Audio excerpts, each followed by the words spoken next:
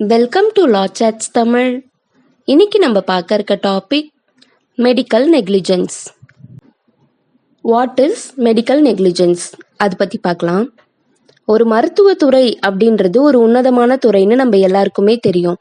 என்னதான் கடவுளே நம்மளுக்கு வாழ்க்கை கொடுத்துருந்தாலுமே கூட நம்மளோட வாழ்க்கையில ஒரு முக்கியமான ஒரு டேர்னிங் பாயிண்டா எல்லாரோட லைஃப்லயும் டாக்டர்ஸ் இருப்பாங்க. அதே மாதிரி ஒரு பேஷண்ட் எந்த மாதிரியான அப்ரோச்சஸில் ஒரு டாக்டரையோ இல்லை ஹாஸ்பிட்டலையோ போய் பார்க்குறாங்க அப்படின்னா, இப்போ எக்ஸாம்பிளுக்கு கலா அப்படின்னு ஒரு பேஷண்ட் இருக்காங்க. அவங்களுக்கு டயபெட்டிக் இருக்குது. இந்த சமயத்தில் அவங்க நியர்பையில் இருக்கக்கூடிய ஒரு கொலீக் கிட்ட கேட்குறாங்க, எனக்கு டயபெட்டிக் இருக்குது, இப்போ நான் என்ன பண்ணுறதுன்னு. அந்த கொலீக்கு இவங்களுக்கு என்ன ரிப்ளை கொடுக்குறாங்கன்னா, ரூபா அப்படின்னு ஒரு டாக்டர் இருக்காங்க, அவங்க டயபெட்டிக்ல நல்ல ஸ்பெஷலிஸ்ட், அவங்கள போய் பார்க்கலாம் அப்படின்னு சொல்றாங்க. இல்லனா ரூபா ஹாஸ்பிட்டல் அப்படின்னு ஒரு ஹாஸ்பிட்டல் இருக்கு, அங்க போய் பார்க்கலாம். இப்போ இந்த இடத்துல இவங்க கொடுக்குறாங்க இல்லையா, இது பேர் தான் ரெப்யூட்டேஷன். அந்த நெற்பெயரை நம்பி தான் அந்த ஹாஸ்பிட்டலுக்கோ அந்த டாக்டர் கிட்டயோ பொதுவா இந்த பேஷண்ட் போறாங்க. A patient generally approaches a doctor hospital based on its reputation. ரெப்யூட்டேஷனை பேஸ் பண்ணி தான் ஒரு பேஷண்ட் ஒரு ஹாஸ்பிட்டலுக்கு போகிறாங்க. இப்போது என்ன மாதிரியான எதிர்பார்ப்புகளோட அந்த ஹாஸ்பிட்டலுக்கு பேஷண்ட்ஸ் போகிறாங்க அப்படின்னும் பொழுது 2 டைப் சொல்கிறாங்க. இந்த 2 காரணத்துக்காக மட்டும்தான் பேஷண்ட்ஸ் ஸ்பெசிஃபிக்காக இந்த டாக்டர் இந்த ஹாஸ்பிட்டல்னு போகிறாங்க. For example, doctors and hospitals are expected to provide medical treatment with all the knowledge and skills at their command. அதாவது இந்த டயபெட்டிக்னால நான் இந்த ஹாஸ்பிட்டலுக்கு போகும்பொழுது அந்த மருத்துவருக்கு அது பற்றின எல்லா ஸ்பெஷலைஸ்டு நாலேஜ் அண்ட் ஸ்கில்ஸுமே இருக்கும். அந்த டைமில் எனக்கு இவர் கரெக்டான கமெண்ட், அதாவது நல்ல அட்வைஸ் கொடுப்பாரு. இந்த மாதிரி டயட் மீல் எடுத்துக்கோங்க, இந்த மாதிரியான ஃப்ரூட்ஸ் அண்ட் வெஜ்ஜீஸ் மட்டும் சாப்பிடுங்க, இந்த மாதிரியான நல்ல கமெண்ட் கொடுக்குறாங்க இல்லையா. அப்போ இந்த டாக்டருக்கு நல்ல ஒரு நாலேஜும் இருக்கு, அப்டேட்டட் ஸ்கில்ஸ் எல்லாமே இவங்க வச்சிருக்காங்க அப்படின்ற எக்ஸ்பெக்டேஷன்ஸ்ல மட்டும்தான் நல்ல ட்ரீட்மெண்ட் கொடுப்பாங்க அப்படின்ற காரணிகள்னால ஃபர்ஸ்ட் போறாங்க. 2வது, they will not do any harm to the patient. அதாவது இந்த மருத்துவர்கிட்ட நம்ம ட்ரீட்மெண்ட் பார்க்கறதுனால நம்மளுக்கு எந்த ஒரு இடத்துலையுமே தீங்கு விளைவிக்க மாட்டாங்க அப்படின்ற நம்பிக்கையிலையும் தான் ஹாஸ்பிட்டலுக்கு போகிறாங்க. அது என்னன்னா, in any manner either because of their negligence, carelessness or recklessness attitude of their staff. அதாவது எந்த மாதிரியான டைமில் தீங்கு விளைவிக்கிறதுக்கு நேரிடும் அப்படின்னா, நெக்லிஜென்ஸ் அலட்சியத்தினால, கடமை தவறுறதுனால, அங்கே இருக்கக்கூடிய ஸ்டாஃப்ஸ் எல்லாம் ஒர்க் பண்ணுவாங்க இல்லையா, அவங்களுடைய கேர்லெஸ்னால கூட நம்மளுக்கு எந்த ஒரு ஆமும் ஏற்படாது அப்படின்ற ஒரு நம்பிக்கையின் அடிப்படையில் தான் போகிறாங்க. தோ எ doctor may not be in a position to save his patients life at all time. ஆனால் எல்லா நேரத்துலையும் டாக்டர்ஸ் நம்மளை கண்டிப்பாக காப்பாற்றிடுவாங்க அப்படின்ற ஒரு அடிப்படையில் நம்ம போகக்கூடாது. ஏன்னா இப்போ நம்மளுக்கு டயபெட்டிக் இருக்குன்னு சொல்லிட்டு இப்போ நம்மளுக்கு தெரிஞ்சிருக்குன்னு வச்சுப்போம். அப்போது நம்மளுக்கு 600-700 அன்கான்ஷியஸ் நிலமையில நம்ம வந்துட்டோம். ஸ்டார்டிங்லேருந்து ட்ரீட்மெண்ட் ஒழுங்காக பார்த்துக்கல, இடையில இப்போது இவ்வளோ பெரிய பிக் இஷ்யூஸோடு நம்ம வந்திருக்கோன்ற பட்சத்தில் நம்ம அந்த டாக்டர் கிட்ட லயபிள் ஆக முடியுமான்னு கேட்டால் முடியாது. நம்ம அந்த மாதிரி டைம்லேயும் ஹாஸ்பிட்டலுக்கும் டாக்டர்கிட்டையும் போகலாம். எதன் அடிப்படையிலனா, அவங்க கிட்ட நல்ல ஸ்பெஷல் நாலேஜ் இருக்கும், அந்த ஸ்கில்லை வச்சு நம்மளை எப்படியாவது காப்பாற்றிடுவாங்க அப்படின்ற அந்த த்ரஸ்டோடு போகணுமே தவிர்த்து, என்ன இருந்தாலும் சரி, எந்த ஸ்டேஜில் போனாலும் சரி, நம்மளை டாக்டர்ஸ் காப்பாற்றிடுவாங்க, அப்படி காப்பாற்றலைன்னா மெடிக்கல் நெக்லிஜென்ஸ் வந்துடும் அப்படின்னா இந்த இடத்துல அது அப்ளிகபிள் கிடையாது. Therefore, it is accepted that a doctor carry out necessary investigation or seeks a report from the patients. இப்போ டயபெட்டிக்னு வந்திருக்காங்கன்னா உடனே அவங்க கிட்ட ஃபர்தராக இன்வெஸ்டிகேஷன் மூவ் பண்ணணும். இப்போ உங்களோட கிராண்ட் பேரண்ட்ஸ்க்கு டயபெட்டிக் இருந்துச்சா, இந்த மாதிரியான ஃபர்தர் ஹிஸ்ட்ரி டீட்டெயில்ஸ் எல்லாம் கலெக்ட் பண்ணிட்டு ஆஃப்டர் தட் அவங்களோட ரிப்போர்ட்டை ஒரு வாட்டி செக் பண்ணி பார்க்கணும். இந்த இடத்துல அவங்களுக்கு அபவ் தி சுகர் 600க்கு மேலே இருக்குன்ற பட்சத்தில் அடுத்தது என்ன பண்ணியிருக்கணும்? Furthermore, unless it is an emergency, he obtains informed consent of the patient before proceeding with any major treatment, surgical operation or even invasive investigation. 600க்கு மேலே இருக்குது, இது ரொம்ப எமர்ஜென்சி, இப்படியே விட்டால் நீங்கள் அன்கான்ஷியஸ் ஆகிடுவீங்க. அப்படி இல்லைனா இந்த மாதிரி உங்களுக்கு அடிபட்டிருக்கு, இந்த இடத்துல ஆப்ரேட் பண்ணி ஆகணும் அப்படின்றத பொறுத்தாகட்டும், இல்லைனா இந்த மாதிரியான மேஜர் ட்ரீட்மெண்ட்லாம் உடனே எடுக்கணும் அப்படின்னு சொல்லிட்டு பேஷண்ட் கிட்ட கன்ஃபார்மாக டாக்டர் வந்து இன்ஃபார்ம் பண்ணணும், கன்சென்ட் வாங்கணும். இந்த இடத்துல டாக்டர் வந்து ரொம்பவே கேர்லெஸ்ஸாக இப்போ நான் சொல்லக்கூடிய எல்லா விஷயத்தையும் failure of a doctor and hospital to discharge this application is essentially a tortious liability அப்படின்னு சொல்கிறாங்க. இப்போ நான் சொன்ன எல்லா விஷயமுமே எந்த இடத்துல டாக்டர் வந்து ப்ரீச் பண்ணுறாங்களோ, எந்த இடத்துல அது எல்லாத்தையும் ஃபெயிலியர் டு டூ அப்படின்ற டைமில் தான் மெடிக்கல் நெக்லிஜென்ஸ் வருது. அதாவது a tort is a civil wrong right in rem as against a contractual obligation right in personam. அதாவது நம்மளுக்கான உரிமையே இந்த இடத்துல நம்மளுக்கு எதிரான உரிமையாக மாறிடுது. எப்போனா இப்போ நான் சொன்ன இந்த எல்லா விஷயத்தையும் எந்த ஒரு டைமில் டாக்டரோ ஹாஸ்பிட்டலோ அதை விதிமீறல் ப்ரீச் பண்ணுறாங்க, வைலேட் பண்ணுறாங்க, கான்ட்ரரியாக நடந்துக்கிறாங்க அப்படின்ற டைமில் சிவில் ரைட் நம்மளுக்கு அப்ளிகபிள் ஆகும். அதை தான் இங்கே என்ன சொல்லியிருக்காங்கன்னா, a breach that attracts judicial intervention by way of awarding damages.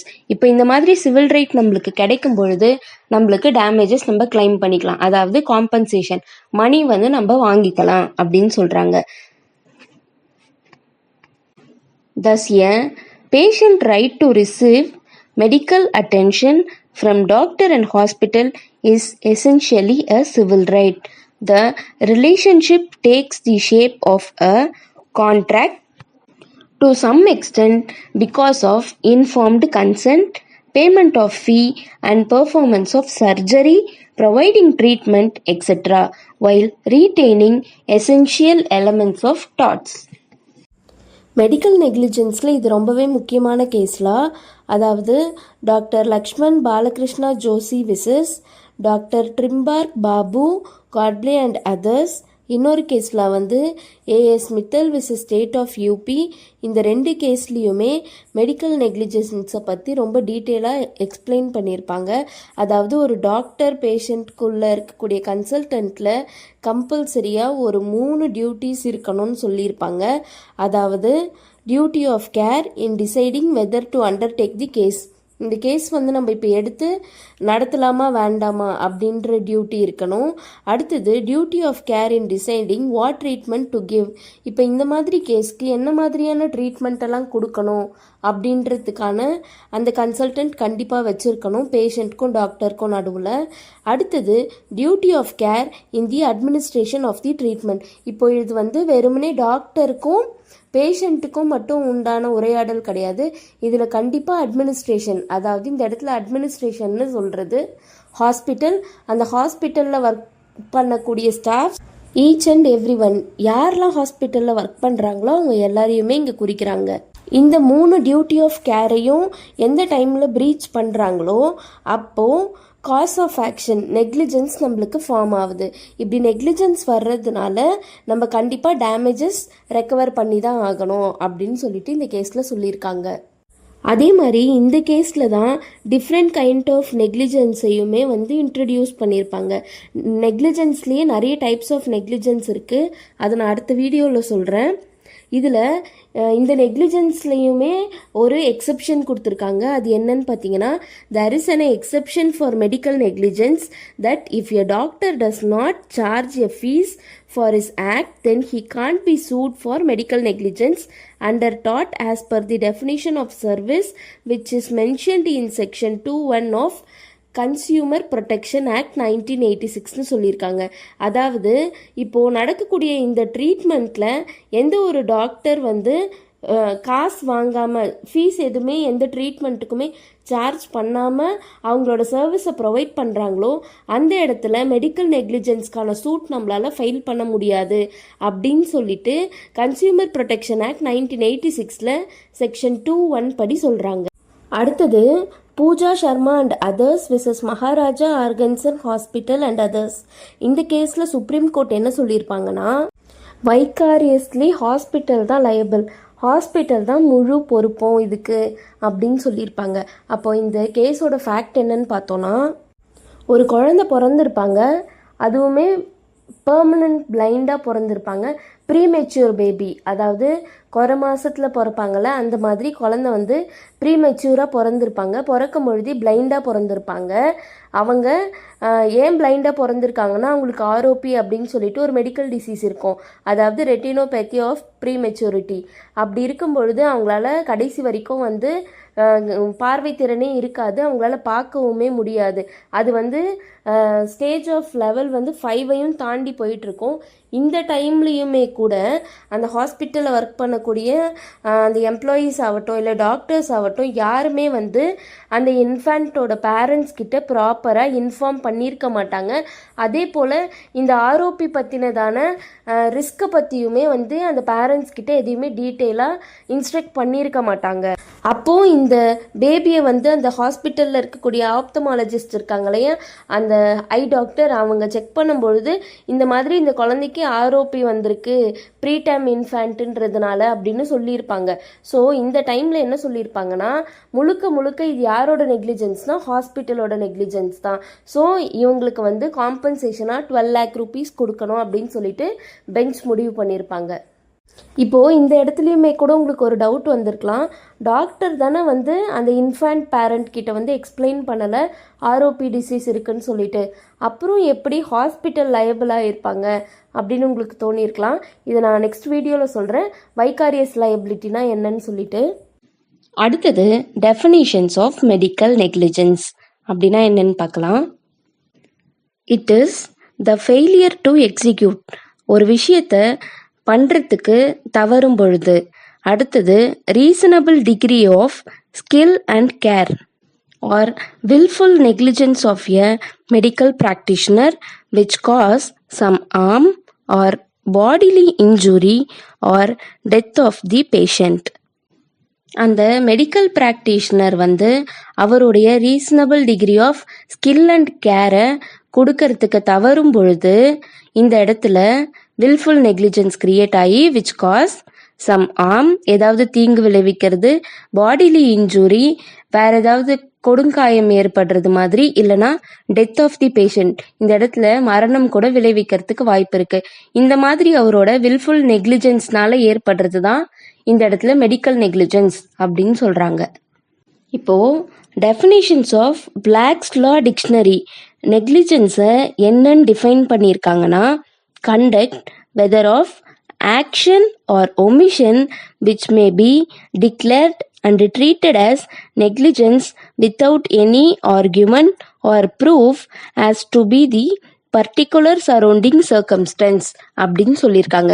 அதாவது இப்போ ஒரு கண்டக்ட், ஒரு செயலை வந்து செய்கிறதாகட்டும், செய்யணுன்ற இடத்துல ஒமிஷன் செய்யாமல் போகிறதாகட்டும், இது எல்லாமே எந்த ஒரு ஆர்கியூமெண்ட்டும் ப்ரூஃபுமே இல்லாமல் இது நெக்லிஜென்ஸ் தான் அப்படின்னு சொல்லியிருக்காங்க. அது எப்படி எந்த ஒரு ஆர்கியூமெண்ட்டும் எந்த ஒரு ப்ரூஃபும் இல்லாமல் ஒரு டாக்டரை போய் நம்ம நெக்லிஜென்ட் பண்ணிட்டாங்க அப்படின்னு சொல்லி லயபிள் பண்ண முடியும் அப்படின்னு சொல்லி பார்த்தோன்னா, அதையுமே இங்கே என்னென்னு மேலே டிஃபைன் பண்ணியிருக்காங்கன்னா நெக்லிஜென்ஸ் பர்சி ஆஸ் அப்படின்னு சொல்லியிருக்காங்க. அதுக்கு ஒரு கேஸில் பார்த்துடலாம். அதாவது Poonam Varma versus Ashwin Patel and others. இந்த கேஸில் என்ன சொல்லியிருக்காங்கன்னா, while deliberating on the absence of basic qualification of a homeopathic doctor to practice allopathy அப்படின்னு சொல்லியிருக்காங்க. The Supreme Court held that a person who does not have knowledge of particular system of medicine but practice in that system is a quack. Where a person is guilty of negligence per se, no further proof is needed. ஒரு எக்ஸாம்பிளுக்கு ஒரு doctor இருக்காங்க, அவங்க வந்து homeopathy doctor. அவங்க வந்து allopathy ரிலேட்டடான practice பண்ணிகிட்டு இருக்காங்க. இந்த இடத்துல அலோபதி ரிலேட்டடான ஒரு பேசிக் குவாலிஃபிகேஷன்ஸ்க்கான சர்டிஃபிகேட் அவங்கக்கிட்ட கிடையாது. அதே போல் அலோபதி ரிலேட்டடான நாலேஜுமே வந்து இவங்களுக்கு எதுவுமே கிடையாது. அப்படி இருக்கும்போது அந்த பர்டிகுலர் சிஸ்டமை பற்றி இவங்க எப்படி ப்ராக்டிஸ் பண்ண முடியும்? அப்படின்னும் பொழுது அந்த மாதிரி ப்ராக்டிஸ் பண்ணக்கூடிய சிஸ்டமில் இருக்கக்கூடிய இந்த டாக்டர் வந்து குவாக் அப்படின்னு சொல்கிறாங்க. அதாவது அவர் ஒரு போலி மருத்துவர், அவர் ஒரு ஃபேக் டாக்டர் அப்படின்னு சொல்லிட்டு எந்த ஒரு ப்ரூஃபுமே இல்லாமல், எந்த ஒரு எவிடன்ஸுமே இல்லாமல் இந்த இடத்துல என்னன்னு சொல்கிறாங்க, அவர் ஒரு போலி மருத்துவர்னு சொல்கிறாங்க. இதை தான் பிளாக் லா டிக்ஷனரியில் ஃபுல்லாகவே எக்ஸ்பிளைன் பண்ணியிருப்பாங்க. அதே போல் இந்த இடத்துல informed consent is not a defence in negligence கேசஸ்னு சொல்லியிருக்காங்க. எந்த ஒரு இடத்துல முன்கூட்டியே இன்ஃபார்ம் பண்ணி அந்த கன்சென்ட் வாங்கிட்டு ட்ரீட்மெண்ட் மேக் பண்ணுறாங்களோ அந்த மாதிரி இடத்துல டிஃபென்ஸால் நெக்லிஜென்ஸ் கேசஸ் ஃபைல் பண்ண முடியாது அப்படின்னு ஒரு எக்ஸெப்ஷன் வச்சுருக்காங்க. இதுக்கப்புறம் மெடிக்கல் நெக்லிஜென்ஸ் வீடியோ ரிலேட்டடாக பார்ட் 2ல் பார்க்கலாம். தேங்க்ஸ் ஃபார் வாட்சிங்.